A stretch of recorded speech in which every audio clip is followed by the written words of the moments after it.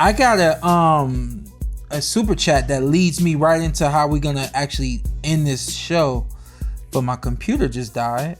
So let me get. I gotta apologize to the audience. It was a long weekend. This is one of the more tired PorterWay podcast efforts. They probably noticed. I apologize. So you hit me up and you told me some stuff was going down on social media, specifically Twitter X with Bill Haney and Devin Haney and us. SNAC and us and Victor Conte and Bada and all that kind of stuff and I got thrown into the mix and damn you put that bitch goddamn and I was just kind of like why me, you know, and you know it's everything made sense until I get on. Shout out to Nestor Gibbs and the Boxing Voice, but I get on the Boxing Voice, and I gotta give you some love, even though I called you and gave you some love. But thanks for hitting me up, telling me what was going on. Yes. Cause he then texts, hey yo, you wanna come on the show? Yeah, you know, my guy, I'm gonna come on the show.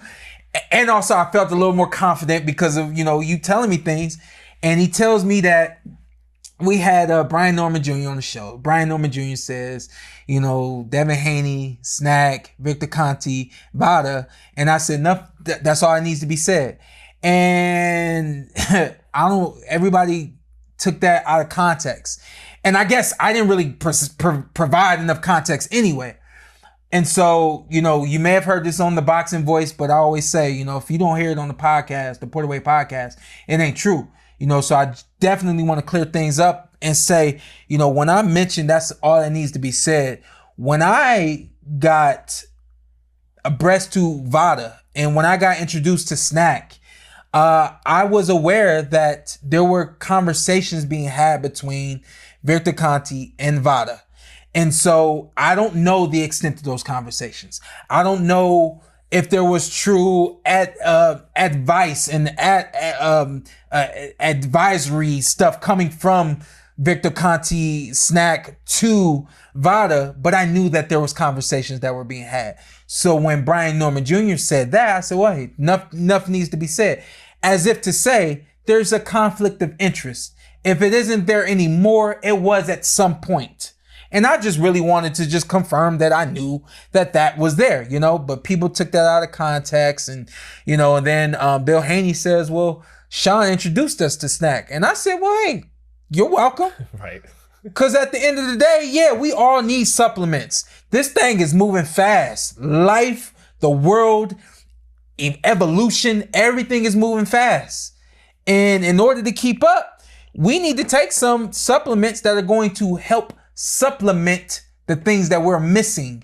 We are athletes that run in 112-degree weather all day, doing what we got to do, and we need things to supplement the things that we lose. SNAC, from my experience, is a fantastic product to use when you're trying to supplement your nutrition and the things that you lose. But because Victor Conte, look at that timing, is connected to it, it has a negative reputation because of his negative reputation. And so, you know, all that being said, the only other thing I really wanted to answer to, let me answer this super chat real quick, because even the super chat is, you're a little off base. Sean, why did Victor Conte have to get your approval for Crawford to join the SNAC program before you and him fought? I don't know nothing about that. I think there's maybe a video out there where Conte, either Conte said or you said in an interview that he had to run it by you, kind of, because that does happen in boxing. Sometimes a cut man, a trainer, a strength and conditioning coach says, "Hey, I'm going to work with this fighter. We've worked in the past. Is that a problem?" Victor, you know, so basically Victor hit me up because I was a SNAC athlete before Crawford, and hey, I don't remember. I don't remember. But you know, I'm in the day and age where I'm like, you know, do what you got to do. Do what you got to do. I'm gonna do what I got to do, and we're gonna come in here and make it work. And then it says, did you and Crawford do VADA testing when y'all fought? Yes, I did. I've done VADA testing for quite some time. It's been VADA for years for me. I don't remember any other. I don't think I haven't worked with any other agency. I remember USADA when I first turned pro, when I was in amateurs and stuff like that. But for the longest, VADA is what boxing has been using. And I'm not exactly sure as to why that is, but it kind of is what it is. Yeah, well, the big quote I mined after the episode, because I mentioned Conte once told me, and I want to mention this, it's unfortunate to be talking about this at a time where Victor is dealing with health problems. And I do hope Victor's feeling better. You know, we may talk about the boxing and the performance-enhancing drug speculation and suspicion and all that stuff, but to put that aside, I do hope Victor gets better dealing with his health. But that said, I said on the show that he once told me he knows how to beat the VADA tests, right?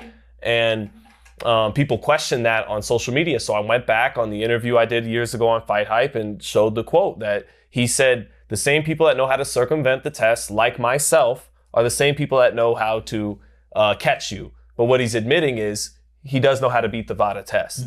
So that's and the reason why I didn't bring up that quote in the aftermath of the Garcia fight for Haney is I felt Garcia was blatant. He blew weight. His voice was hoarse and deeper for a 6 to 9 month period. His temperament was completely different. And then for the Rolly Romero fight, his body, his temperament, everything goes back to normal. You know what I mean? And that seemed blatant to me.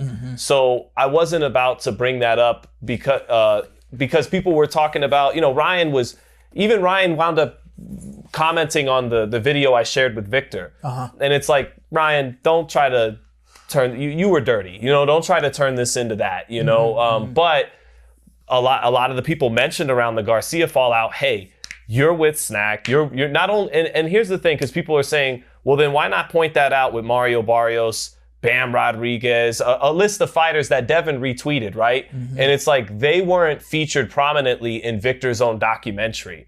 Victor had that documentary on Netflix.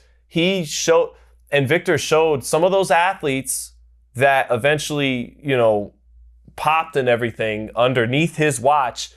He had his favorites and they all wear SNAC, but he had in ZMA, but he had his favorites. And it's clear that Haney was his golden child in that documentary. So you're a little bit on an even different level of being a SNAC athlete. You're like a golden SNAC athlete. You're like next tier. They're right there though. The San Fran and he's right there. Absolutely. Both from the Bay Area. Right. They're from the right. So it makes sense. Yeah.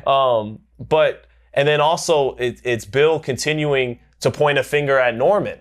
Norman's already agreed in the contract to whatever is in. Well, now I want it and now August 1st isn't well, I want 365. And it's like, okay, well, if you're going to keep throwing all this on the Norman side, let me bring up this, which has been needed to be addressed for years since I got that quote, which is your guy admitted he knows how to beat the test. So people are right to always look at it like, okay, I don't think Devin, I'm not putting something on him. Right. But you're pointing a finger at Norman. Hey, hurry up with the 365, the VADA. And it's like, this guy helped VADA during its formation. He consulted with them. He admits he knows how to beat their test. He is the biggest convicted steroid dealer in American sports history.